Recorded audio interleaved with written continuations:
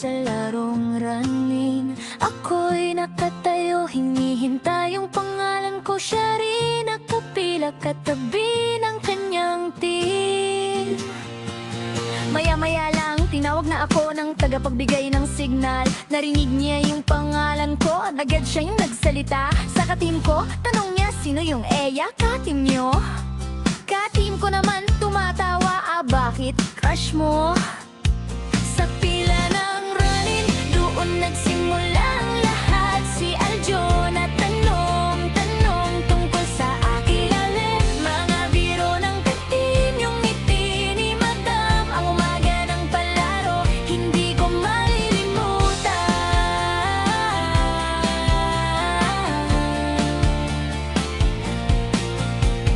Madam tumingin sa akin, tumatawa rin. O bakit ako ang tinanong? Andito naman si Eya. Dagdag pa niya, Eya, may nagpapakilala sa'yo, ka-team ko nagsigaw, asar na asar, sana all.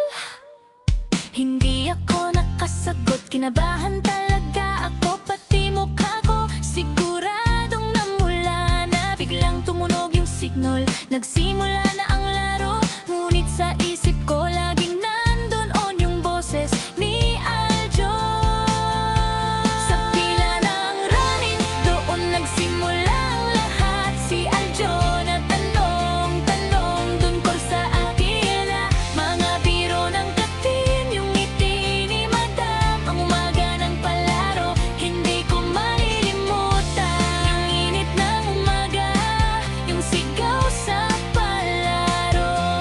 Lahat nandoon kasama yung pagtataka mo sa akin. Hindi mo alam, nung una pa lang, crush na rin kita.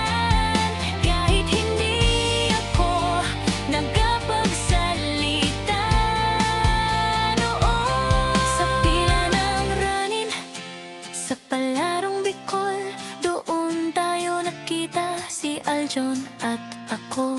Ang simula ng aming love story,